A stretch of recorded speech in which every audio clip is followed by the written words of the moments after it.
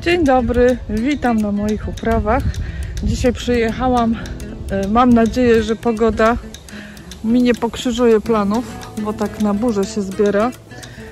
Przyjechałam zrobić sobie wysiewy spóźnione i tak pomyślałam, że pokażę wam właśnie, co wysiewam, bo bardzo dużo osób mi pisało w komentarzach pod ostatnim filmem, że też jesteście spóźnieni, że właśnie też z różnych powodów musicie powtórzyć wysiewy, więc wam pokażę, co ja wysiewam, ale też pokażę wam, jak fajnie już wschodzi fasolka. Parę dni temu ją siałam i pokazywałam wam na filmach i zobaczcie.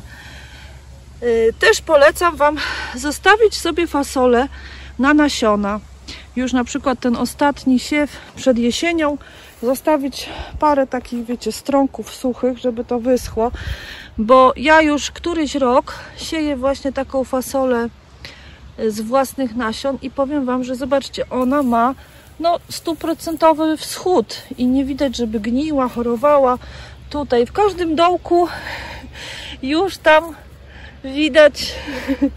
widać coś zielonego. Bo też właśnie niektórzy piszecie, że co się dzieje, że takie brązowe się łodygi robią, a tu nawet 3, bo ja chyba tak po 3 ziarenka wsypywałam. I w każdym dołku jest kiełkowanie, więc uważam, że to jest świetny wynik. I myślę, że to, że właśnie te nasiona są z tego miejsca, świeże, nie jakieś schorowane, bez jakichś tam uszkodzeń, to właśnie jest gwarancją, że tak dobrze będzie kiełkować. Dlatego wam polecam. Ja właśnie mam z zeszłego roku, tam kiedyś wam pokazywałam w filmie, leżały w szklarni takie stronki. No i właśnie to są te. Jeszcze je troszkę namoczyłam przed wysiewem, także już takie wkładałam z pomarszczoną tą taką skórą, te łupiną, te ziarenka. Tu jeszcze w międzyczasie zostały pory posadzone, ponieważ one też długo czekały w doniczce do wysadzenia. Takie cieniutkie są, ale coś zawsze będzie. A tu też jest posadzona fasola.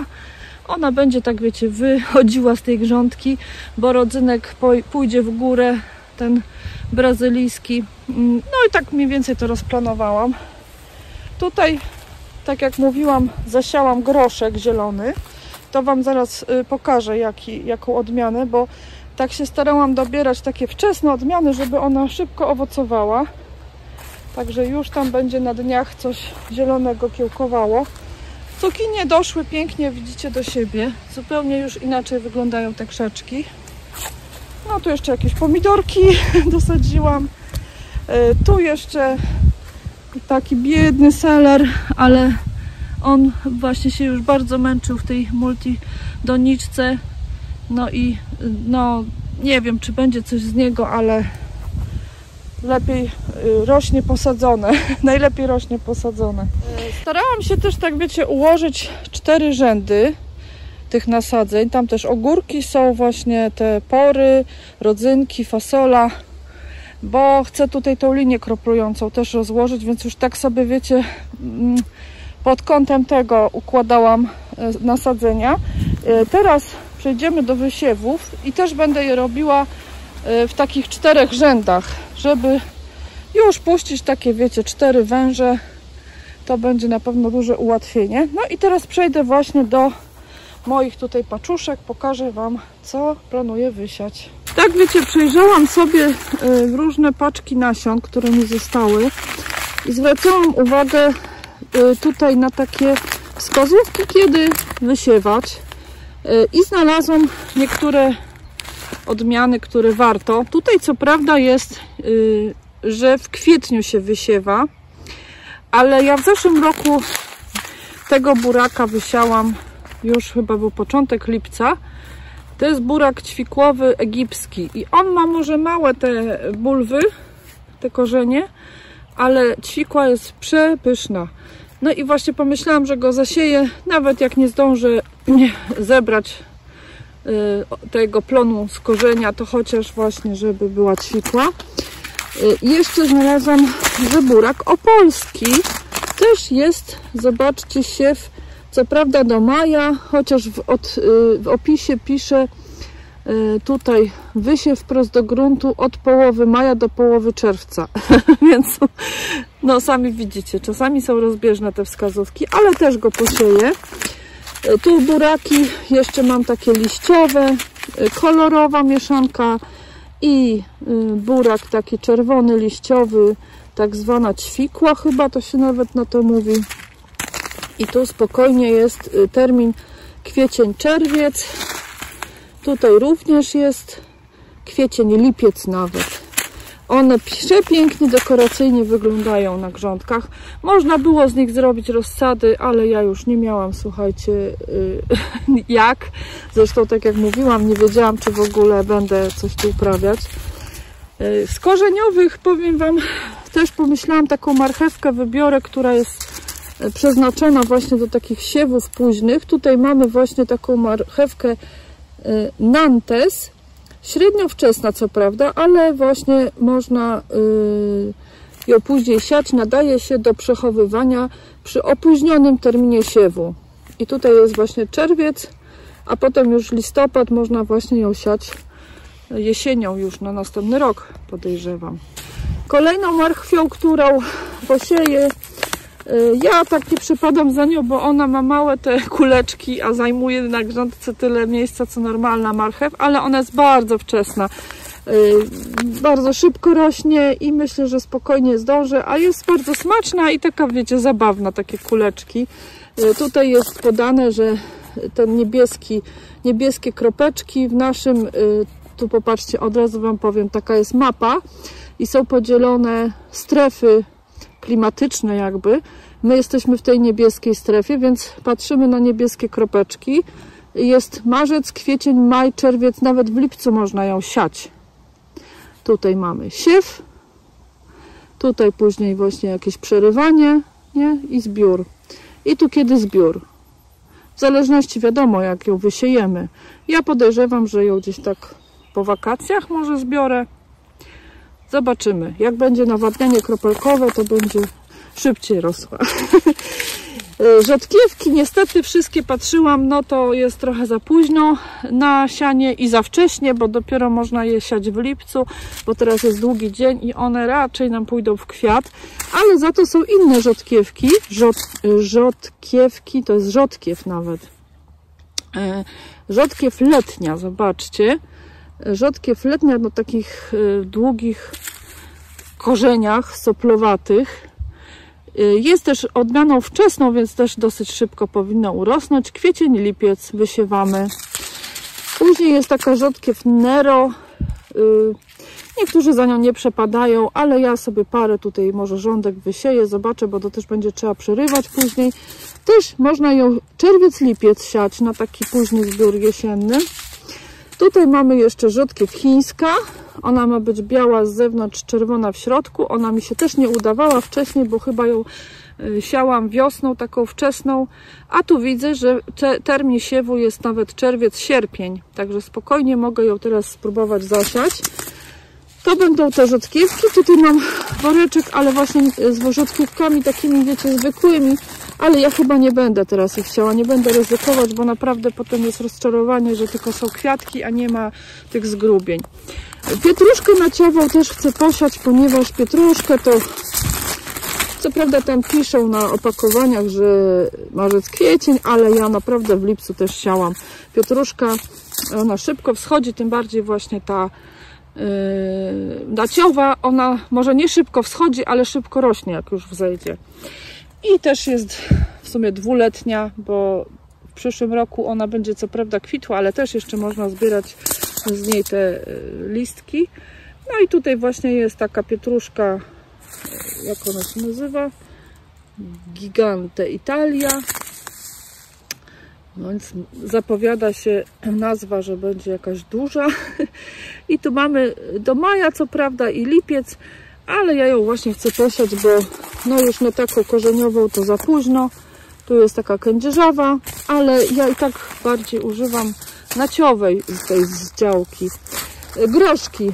Tam Wam pokazywałam, że już zasiałam i to był oregon, taki słodki groszek, który można jeść razem z tymi no z tą łuską całą, jak jest taki młodziutki, taką możecie, wiecie, na masełku albo do sałatki zblanszować, przepyszna jest. Groch siewny cukrowy, on ma 70 cm, więc tam siateczkę ma, żeby się piął, więc spokojnie. A tutaj wybrałam sobie cudkę wlonu, kelvedonu, przepraszam, nie wiem czemu ja to tak przeczytałam. I on jest odmianą wczesną, czyli też będzie nam szybko owocował. No co prawda też termin taki już spóźniony siania, ale akurat ja siałam już groszek też kiedyś w lipcu i też się udał, a ten właśnie będzie krótki, miał czas tej wegetacji, więc będzie ok, myślę. Oczywiście posieję sobie koper i nawet go planuję posiać i w szklarni, i na zewnątrz. Koper, no to różny tu mam jakiś. To jest Lucullus. On fajny jest, bardzo go lubię. Herkules. Herkules druga paczka. I tu jeszcze sobie kupiłam szmaragd, to jest taki znany. Jego też możemy, zobaczcie tutaj, od marca do połowy sierpnia siać. Spokojnie. Koper można tak siać, wiecie, nawet rzutowo. Tylko no ja mam ściółkę, to będzie u mnie trudno. Więc sobie będę siała wrzątka. Z takich ziół to jeszcze chcę rukolę posiać. To tam już też wam mówiłam o tym, ale zobaczcie, są dwie rukole. Jest rukola dzika, zobaczcie, wieloletnia, nawet takie ma żółte kwiatuszki. I rukola siewna. I ta jest rukolą, już tutaj wam czytam, śródziemnomorska roślina.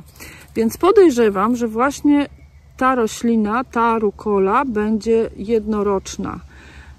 Bo ja już miałam na grządce tą wieloletnią. Niestety ona po chyba 4 latach zniknęła mi nagle. Już była tak, wiecie, z roku na rok, tak pierwsze 2 pięknie liście miała piękne, a później już tak 3., 4. tak rok była coraz słabsza i w tym roku w ogóle się nie pokazała, więc sobie ją dzisiaj zasieję jeszcze raz i mam nadzieję, że na kolejne lata zabezpieczę się w rukole, bo to jest bardzo fajne, jak jest roślina wieloletnia, bo ona bardzo szybko, wiecie, na wiosnę wychodzi, jest bardzo silna. No, szkodniki też ją łapią, bo tam chowacze w zeszłym roku zmasakrowały tą rukolę. Może tak właśnie ją to osłabiło, że nie przeżyła kolejnego roku, ale właśnie te takie wieloletnie są bardzo fajne do konsumpcji i do uprawy. No ta rukola siewna, no nie wydaje mi się, że to będzie, że to będzie właśnie ta wieloletnia, że jest różnica, bo właśnie niektóre rukole siałam i tylko 1 rok były, a tamtą miałam, no mówię wam, 4 lata. Więc mam nadzieję, że to będzie ta sama i też się to uda. Kolendry nie będę siała, bo to już za późno, ale co jeszcze tutaj zauważyłam? Aha, szałwia. Też tutaj można siać, widzę, od kwietnia do czerwca na rozsady. To jest szałwia omszona, ona zwabia zapylacze. Kto wie, może się pokuszę, ale najpierw są, wiecie, w pierwszej kolejności warzywa do konsumpcji. Tutaj jeszcze mam takie macierzanki piaskowe. No, można też je wysiać, bo tutaj jest kwiecień, maj, czerwiec do siania termin. Z tym, że no ja w tej chwili się skupiam na warzywnym ogrodzie, a ozdobny będzie później zadbany, bo w tej chwili to jest najważniejsze, ale tak wam pokazuję, jakby ktoś się decydował na sianie. I tu jeszcze mam takie szpinak, rozpęka, takie, wiecie, już nasionka, zbieranina i resztki i nie tylko. Polecam wam siać rzeżuchę ogrodową. Ona się kojarzy, wiecie, z wiosną na tych takich watach siana i tak dalej, ale ona w ogrodzie bardzo fajnie rośnie, ma potem takie inne listki zupełnie i można ją fajnie na pesto wykorzystać. Ona jest dosyć pikantna, ale bardzo łatwa w uprawie i też ją można, zobaczcie, siać od stycznia do grudnia, cały rok. Polecam, bardzo fajna roślinka. Też widziałam tutaj na tej tabeli, że roszponkę można posiać. Roszponkę możemy siać od czerwca do września, tutaj widać, więc też można teraz ją siać. Szpinaki. Ze szpinaków na lato udaje się szpinak nowozelandzki. Tutaj co prawda jest też termin siewu do kwietnia, ale mój osobisty ten na grządce się wysiewał sam, więc te nasiona leżą od jesieni zeszłego roku, więc nie widzę różnicy, czy ja to teraz posieję, czy ten co leży od jesieni. I on mi w zeszłym roku sam wszedł po prostu, był taki samosiejny, bardzo ładnie owocował, bardzo ładnie rósł, no bo to nie owoce zjadamy, tylko liście. W tym roku właśnie go chyba, no nie wiem czy wzejdzie, bo tą grządkę żeśmy tam przygotowały na co innego, więc może go posieję tak świadomie i celowo. Olbrzymi zimowy, no to niestety on dopiero jesienią, bo nam w kwiat pójdzie. Roszponka. Tu jeszcze mam szczawie, które też chcę posiać, ale no można teraz je siać, czerwiec, tylko właśnie muszę im znaleźć jakieś takie miejsce, myślę grządkę taką zrobić tylko szczawiową, bo u mnie nie ma takiego dzikiego szczawiu tutaj w okolicy, u mnie są takie bardzo suche tereny, ja nie zauważam, bym musiała gdzieś tam jeździć, szukać, a nie chce mi się, a tutaj są takie, no taki pospolity, można powiedzieć, szczaw, ale ten jest ciekawy, taki kolorowy, więc może go posieję. No i tutaj też jest roszponka i rzeżucha, no to tu już pokazywałam. Także dzisiaj mam takie plany wysiewowe. Co mi z tego wyjdzie, to zobaczymy. Mam nadzieję, że ostrość była dobra, bo coś ostatnio gubi mi się ostrość. Jak nie, no to będę tam coś wam kombinować.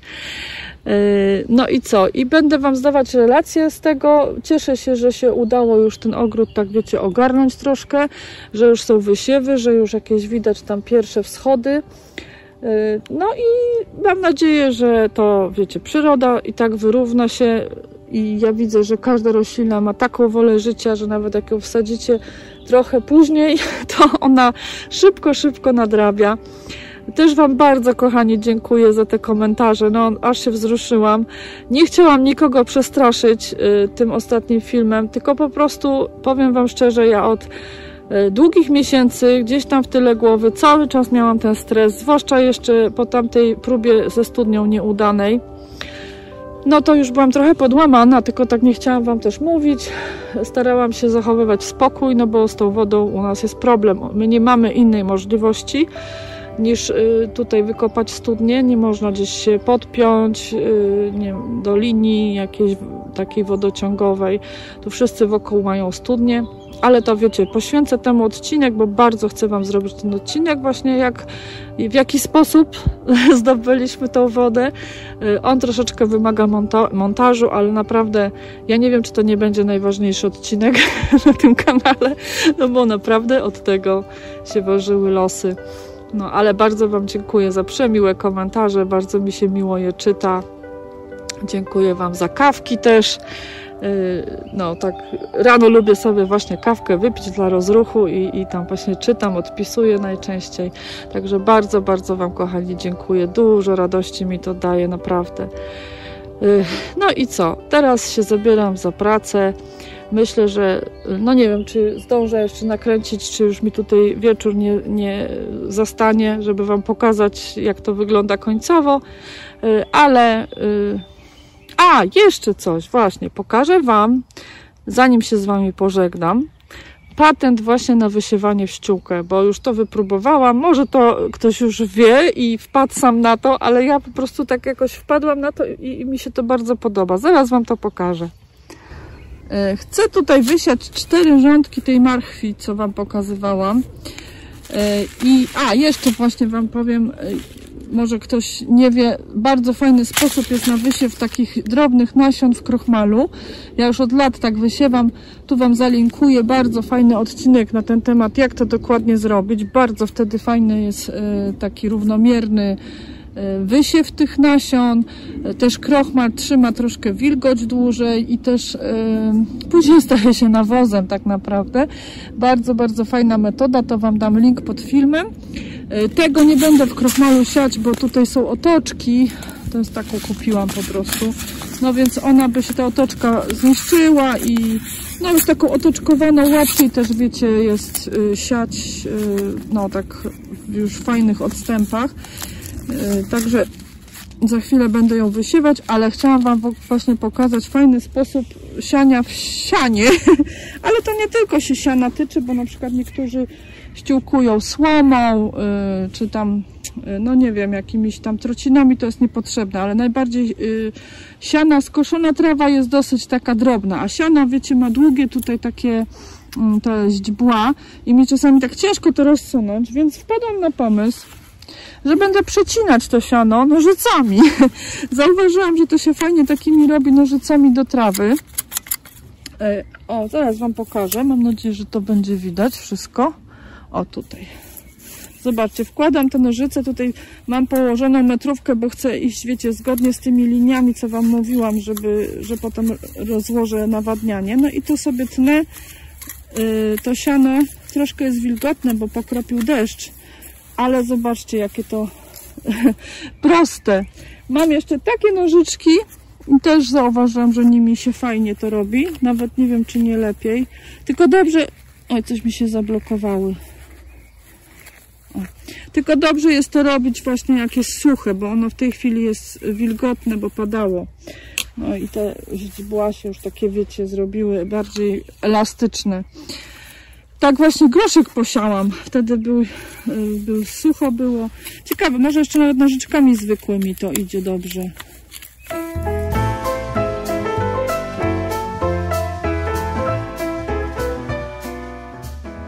Staram się Wam pokazać, jak to fajnie, najlepiej chyba nawet zwykłymi nożyczkami, bo teraz popróbowałam innymi narzędziami i zobaczcie, jak to fajnie się rozdziela. Jeszcze tam jest jedna warstwa, bo dosyć grubo jest zaściółkowane.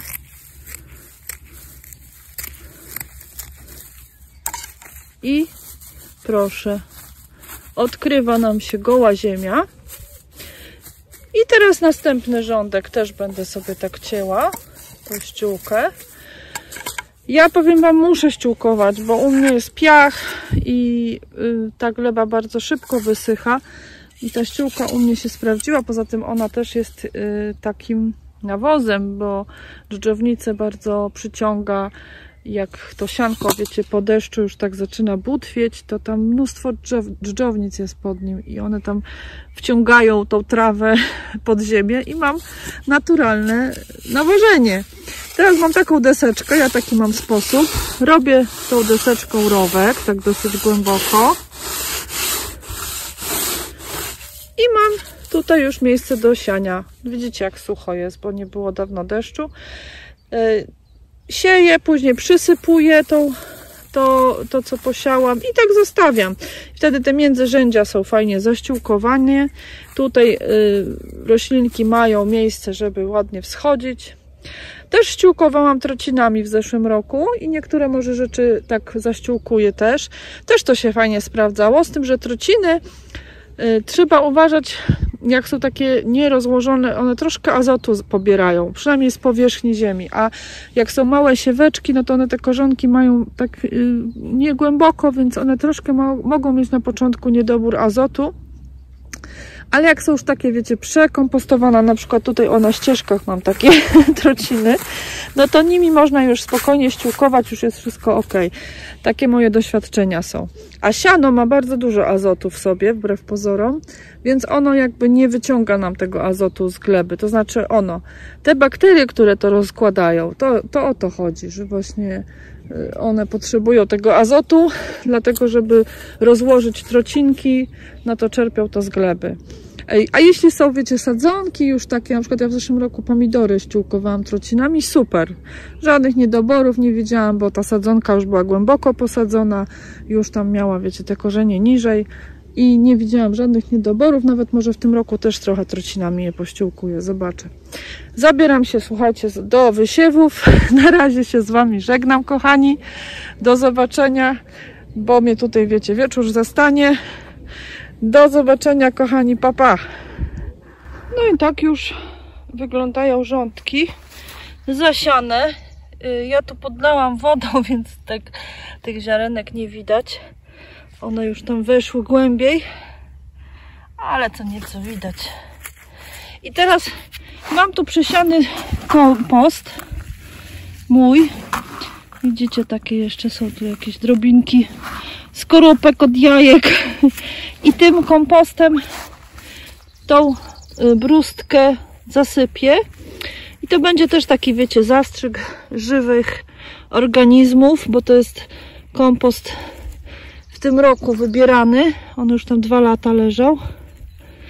I to jest dobry sposób właśnie na to, żeby od razu, wiecie, zasypuję taką świeżą materią pełną mikroorganizmów. Jeszcze to podleję oczywiście, bo tutaj, wiecie, sucha ta ziemia była w środku, w tej grządce. No i to będzie gotowe. Teraz trzeba w marchewce bardzo dbać te pierwsze dni, żeby była ta ziemia wilgotna, bo no, one są takie wrażliwe na przesuszenie, te siewki. Nawet już wam podleję, to zobaczycie. I za chwilę dalsze rządki tak będę robić. W ten kompost ta woda pięknie wsiąka, jak w gąbkę. On jest leciutki, więc też tym siewkom będzie łatwo wychodzić na powierzchnię. Porządkujemy kompostownik. Zobaczcie, po 2 latach jaka piękna ziemia. O, jaka piękna ziemia. Taki puch, słuchajcie. Zaraz będę sobie tam ziemniaczki. Jeszcze mam rodzynki brazylijskie. W donicach będę. Jakie fajne, jako próchniczka.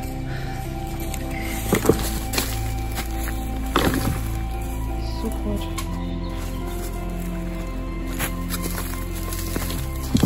Czarne złoto, ale naprawdę ona jest taka pachnąca, ta ziemia.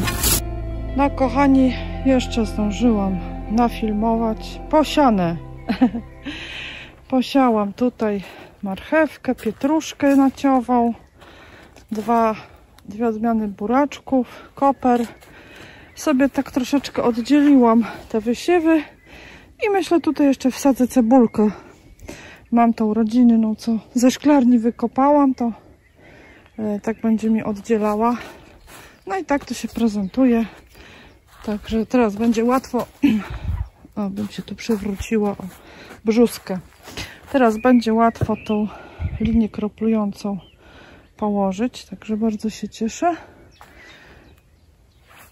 Ten kompost własnej roboty, powiem wam, jest rewelacyjny. O wiele lepszy niż jakieś kupne komposty, bo już miałam do czynienia.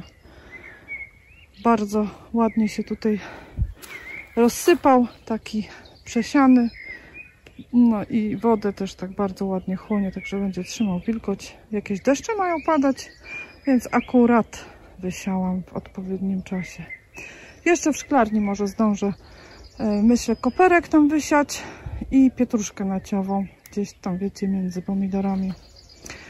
No, także tak to wygląda. Teraz już się naprawdę z wami żegnam. Do zobaczenia. Pa, pa.